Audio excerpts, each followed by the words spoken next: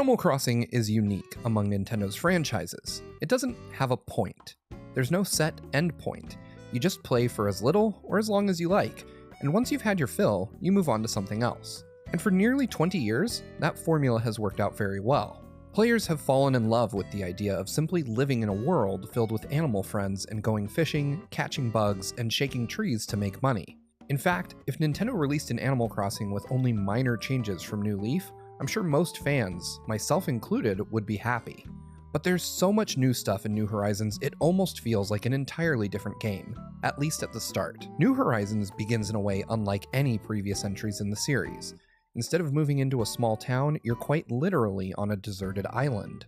There's nothing there, save for some trees, rocks, and Tom Nook's newly installed small tent, which is where he does his business for the opening part of the game, and where you'll go for residential services. And what an opening it is! It's easy to forget, but New Horizons is the first Animal Crossing game to be playable on your TV in 12 years, and in HD no less. It is such a beauty, especially when you consider that we went from this to this. The minute I set my eyes on this game in the comfort of my own home, I was floored. Playing Animal Crossing on my TV, just as I did in 2002, felt like returning home. Sure, I've been playing the series across its iterations on the DS and 3DS, but I've long been yearning for the series to return to the big screen.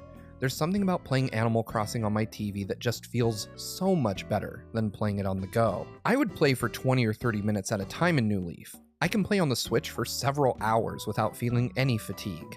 It's not just the fact that it's on a bigger screen either. This game is gorgeous. The way leaves sway in the breeze, or the way the water reflects in the sunlight just made me happy. Animal Crossing is by design visually simplistic, but this is the apex of the original's design. I'm honestly unsure how Nintendo could further improve on Animal Crossing's graphics without completely changing the art style. New Horizons' beauty doesn't stop at its visual presentation either. Like its predecessors, New Horizons plays a different track every hour after you've upgraded your island to a certain point, and each one is absolutely wonderful to listen to and relax with. I'm particularly taken with the afternoon tracks, but it's hard to pick a favorite because all of them are just so good. I find myself overusing the camera app on the new Nook phone because I love looking at the incredible scenery on my island, and I've only just begun customizing it even after nearly 3 weeks with the game. For those weeks, I've been getting up every morning, selling the stuff I caught the night before running around the island collecting resources, checking in with my villagers, hitting rocks with my shovel looking for bells, then finally diving into my Nook phone to look for ways to earn rewards points in the form of Nook Miles. And it still feels fresh even after weeks of repetition, because the world is always changing and there always seems to be something new to focus on. The Nook phone is arguably the single biggest change in Animal Crossing history. You can do so much from this device that it's kind of crazy. Before I started playing, I wasn't sure if I'd like having a smartphone in a game like Animal Crossing, but the functions they've included make so much sense. You can, for instance, start up a single console multiplayer session from it. You can view your Critterpedia, which contains lists of every fish and insect you've caught. You can summon what is undoubtedly Mr. Rossetti, though he's never shown, to save you from being trapped, and you can earn Nook Miles, which I'll talk more about later. Like any good smartphone, the point of the Nook phone is to give you the information you need quickly, and it definitely achieves that. I love this little device so much that I would buy one if it was a real thing. From its first moments, Animal Crossing New Horizons lets you know that you have full control of your haven, from its layout, which you choose before you set foot on the island, to where you and your villagers live. Every house and building, save for Tom Nook's tent, is placed by you. The villagers will hand you their tents and ask you to find a good spot for them, and later on, as your island develops, Tom Nook will put you in charge of finding plots for new resident homes, and even further along, you start to profit off villagers moving to your island in the form of Nook Miles. Nook Miles are an integral part of New Horizons. They're kind of an achievement system, keeping track of your progress through various goals and challenges, and rewarding you with miles that can be used to purchase a ton of different items, like pocket expansions so you can carry more, or more mundane stuff like furniture, t-shirts, and DIY or do-it-yourself recipes. The new DIY system is basically Animal Crossing's version of crafting, and it's gargantuan. You can make loads of different pieces of furniture, tools, and even items used to craft other DIY materials like workbenches. And if that wasn't enough, you can eventually unlock the ability to customize the items you create using customization kits, which can unsurprisingly be purchased from Tom Nook. I'm usually not a fan of crafting mechanics, but New Horizon has made the process simple enough that it's enjoyable for me. I love these new additions. They do so much to make your time in Animal Crossing feel meaningful. Whenever I'm wandering around my island, I look at my Nook phone to figure out what I could do to snag some quick miles, especially after unlocking the Nook Miles Plus program, which adds 5 bite-sized objectives with extra miles added. I'm addicted to collecting those extra miles every day. While preparing this review, I got pretty sick, and honestly I'm still recovering from it, but I still dutifully logged in every morning to check on my island and complete my Nook Miles Plus objectives. There are some changes, however, I'm a bit more mixed on. In New Horizons, instead of just your axe being able to break, all of your tools can break. So far, I've unlocked the second, stronger tier of tools, and while they don't shatter often, they don't last a long time either. I don't really have an issue with them breaking per se, but I wish there was a way to tell when they were about to break, so I could plan ahead and have a replacement ready. Otherwise, I'd have to run home or to resident services to make a new one using the workbench. It never felt like much more than a mild inconvenience, though once I unlocked the ability to create stronger tools, I did find it annoying that I'd have to craft a flimsy version of the tool in order to use it to craft a better version. It's a bit cumbersome. I would have liked it if I had the option to craft both items at once, as long as I had all the required materials. Speaking of which, the fact that you can craft means that you'll have to gather a lot of materials on a regular basis. Now, instead of just hitting rocks to try to find bells, I'd smack them hoping for an iron nugget or some clay, or I'd take my axe to trees to knock loose a few different types of wood. Shaking trees now yields branches in addition to terrifying encounters with wasps, and having these on hand can be really important, as from time to time you'll be tasked with gathering materials for public works projects for your island, like building a new bridge or housing for incoming villagers. When I first started playing, I focused on selling everything I could to make as much cash as possible. It doesn't feel good being indebted to Tom Nook, and I wanted to upgrade my tent to a proper house after all. That left me at a major material deficit when it came time to help build homes so we could get more villagers, though fortunately, there is a solution for this: the Nook Miles ticket. With a Nook Miles ticket, you can visit a random island with different flora and fauna. What you find on those islands varies, and they're much, much smaller than the island you live on. But if you're low on supplies like I was, they can be incredibly helpful. And since you won't ever revisit each of those islands, you can do whatever you want. Destroy rocks, dig up trees to take home with you, steal flowers, and generally cause mayhem without consequences. You can also find random animal villagers also visiting those islands. And if you like them, you can invite them to come live on your island too. There's much more to Nook Miles than just those tickets though, such as clothes, wallpaper, shoes, and more. But there are also some really helpful things, like inventory expansions. Inventory management has always been one of Animal Crossing's weak spots, but the pocket expansions really help, especially combined with the revamped house storage function. Think of it as a virtual closet. I'm also a big fan of the new tool ring. You can redeem a small amount of Nook Miles for it early on, and it adds up to 8 tools in your pocket to a circle-shaped quick select menu. It's an absolute lifesaver when you're being chased by wasps, especially since they'll inexplicably wait for you to choose your net, buying you precious time to capture them. The old method of selecting left and right on the D-pad works too, but once you have the tool ring, it becomes useless. The only minor gripe I have about this new tool ring is that those tools still take up precious inventory spaces. 8 inventory slots is a lot to have to keep free for various tools, especially before you get the pocket upgrades. What's even more baffling is the new magic wand item, which allows you to change outfits on the fly, stores the outfits in the wand itself, meaning you free up tons of inventory slots. Inconsistencies like these are probably one of my few complaints about New Horizons. At times, the game can feel incredibly streamlined, while at others it can feel as though little has changed over the last 18 years. Dialogue options are still a weak spot for Animal Crossing. Accidentally selecting the wrong item leads to having to retread the same text with a character over and over again. An example of an oddly annoying dialogue choice comes up when assessing multiple fossils. Blathers can assess them all at once, which is great, but if even just one of them is already in the museum, he won't take any, forcing you through his dialogue again in order to donate them. Why not give us the option to let him take only the ones he doesn't have? It seems like a simple choice. These types of design decisions confuse me and made me like my museum trips a little bit less, but none of them hampered my enjoyment in any meaningful way. And I know what you're asking, but Steve, what about multiplayer? As of this writing, online multiplayer still isn't working. I was told it's in a day one update, but I'll post an update once I've had a chance to try it out. For now, I've been able to try out the two other multiplayer modes, local wireless play and the local co-op play. Let's start with the latter. When you play local co-op, each player controls a villager with a single Joy-Con. One player is designated as the leader, and the camera follows that player around as the rest of the crew helps them do things. Playing this mode can be kind of fun, but if you aren't the leader, you're severely limited in what you can do. You can't gather items. Anything you pick up goes in the island's recycle box too, to be collected by the leader later, and you can't use your Nook phone. Local co-op play is fine, but it doesn't make a ton of sense to me. Given the Switch's portable nature, I never really considered leaving it docked and sharing it with others. It's such a personal device to me. If you leave your Switch at home in the dock at all times, then maybe this would be a good option for you. In practice, it worked well, but having multiple people in my house playing in my village on the same console doesn't really fit with how I use my Switch. I much preferred local wireless for a myriad of reasons. Having two players running around on one Switch was okay, but it felt like a watered-down version of local wireless, which is pretty close to the experience you'll have in online mode from what I understand. I absolutely love how New Horizons handles travel this time around.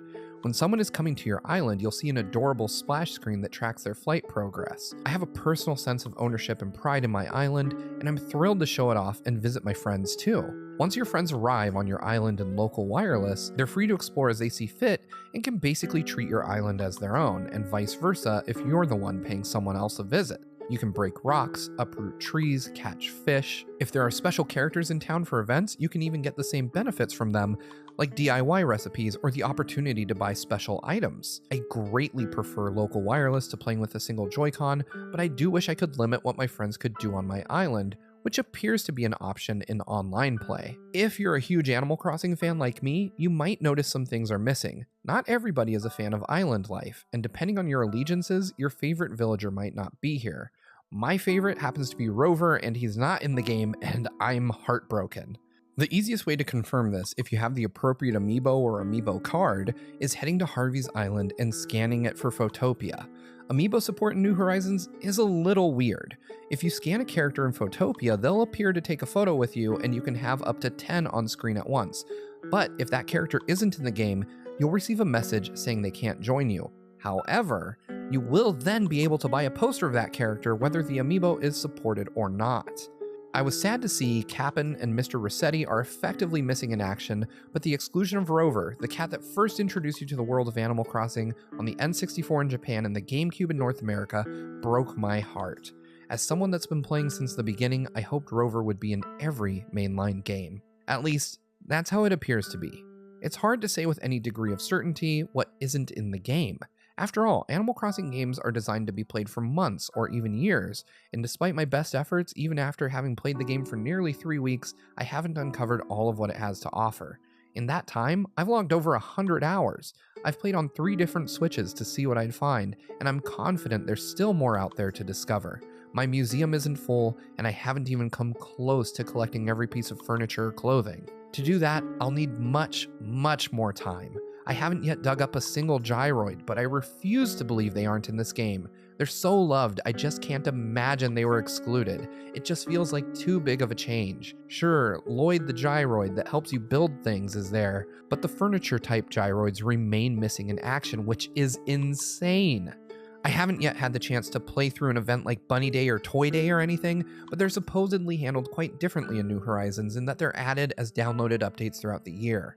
I really like this approach since it means Nintendo has the opportunity to make each year's holidays look different. Of course, I don't know if they'll do that, but it's really nice to think about. I have, however, played some minor events. Whenever a new shop or Publix work project is completed on the island, Tom Nook will host a small ceremony. Or on your birthday, your villagers will throw you a surprise party. They're intimate, heartwarming, and made me love my island life so much more. This seems like a good time to talk about what hasn't changed. As you build up your island, it'll become something more recognizable to longtime fans. After a little while, Blathers shows up in a tent, which will turn into a proper museum before long. After you upgrade your island, Isabelle will appear to help you out and basically run the show. Once you get your first house, your villagers will follow suit. And as you complete even more objectives, you'll gain the ability to pave roads and even change the physical landscape of the island to make it feel less like a deserted island and more like a village. The Island Designer app is one of the most difficult things to unlock in New Horizons, and it's absolutely worth it. I got it just a little bit before recording this review, but I can already say I'm in love with it. You have to purchase the licenses for landscaping and waterscaping, which allow you to build and destroy cliffs or bodies of water respectively for 6,000 Nook miles each. But once you have them, it's hard to imagine life without them. Being able to make proper roads makes my island finally feel as though it's completely mine, and I can't wait to unlock all of the different road types. I have to take a moment to mention just how much I appreciate the new mechanics for decorating your home. If you push the down button on your left Joy-Con when you're indoors, you'll move into an interface in which you can freely rearrange your room without having to push and pull everything around. It's kind of like a more modern take on Happy Home Designer's system, except you use traditional controls instead of the touchscreen. If you want to grab a group of things, you can just hold R and select them all to move them at the same time. In previous games, I used to find decorating my house to border on tedium, but now I live for it. I love changing my place up thanks to the new controls. Initially, I thought I'd dislike the island feeling more like a traditional Animal Crossing game. I've been playing this series for 18 years after all, but I found the opposite, and it's because of the sense of ownership New Horizons gives me over the terrain. You can change just about anything about your island at any time, provided you have the bells to cover the cost. Once Isabelle shows up, she'll help you move your house or that of another villager if you want. You can even move the museum or the shop. Because I have this level of control, I never feel like my island is complete, because I'll always find a layout change I want to make, stairs I want to add, a bridge I want to build, and just when I'm done, I'm sure I'm going to want to change it all again. Also, because my island started out without all the trappings of a typical Animal Crossing game, I have a sense of pride over how developed it is. There's a flag because of me. That little tune that plays before anyone speaks is because of me. The houses are there because I helped build them, and that Nook and Go is there because I helped them expand. In that sense, everything on my island feels like an achievement, so while the trappings are familiar, the way they impact me is completely different. In a series like Animal Crossing, that familiarity is, to borrow a word from John, cozy. Seeing Blathers blanch at the sight of a bug is still funny. Getting presented with an outrageous bill by Tom Nook or buying new threads from the Able sisters is like returning home after a long time away. Every time I caught a new fish or dug up a fossil, I couldn't help but smile. And that's the best way I can describe Animal Crossing. It's a game that makes you smile. It makes you smile when you make villagers happy. It makes you smile when you find something you haven't found before. It makes you smile when you see a present floating through the air on a balloon, and for me, it makes me smile when I introduce it to someone who hasn't played it before and they fall in love with it the same way I have. If I haven't made it clear through this review already, I absolutely love Animal Crossing New Horizons. It takes the concepts pioneered in the original and reinvents them in new ways that make it feel like a completely new experience. I've been playing for weeks, and I don't see anything that will make me stop anytime soon. There's still so much to do, see, and explore, and I'm excited to see what my colleagues and friends have done with their own deserted islands. But most importantly, I can't wait to introduce Animal Crossing to my friends that haven't played it yet. New Horizons, by far, is the best entry in the series. The introduction of objectives means I'll have something to do every day, even if I'm just checking in, and the fact that weeds now yield a fair amount of money means that even if I slip, returning feels a lot easier. Unfortunately, as I mentioned, online functionality wasn't available in time for this review, but I've played enough of New Horizons to know that it's a great game regardless. That being said, it's important to me that we paint a complete picture of the game, so as soon as we're able, we'll be publishing a shorter review focused strictly on Animal Crossing's online multiplayer mode, so make sure to check that out when it arrives wrapped neatly with a bow and tied to a balloon. Thank you so much for letting me tell you all about my island life in Animal Crossing New Horizons for the Nintendo Switch. That's the end of this review. Make sure to stay tuned to GameXplain for much more on Animal Crossing. Check out our Animal Crossing inspired shirt at our shop down below. Make sure to subscribe and ring the notification bell to be the first to know when our new Animal Crossing videos go up. And I'll see you next time.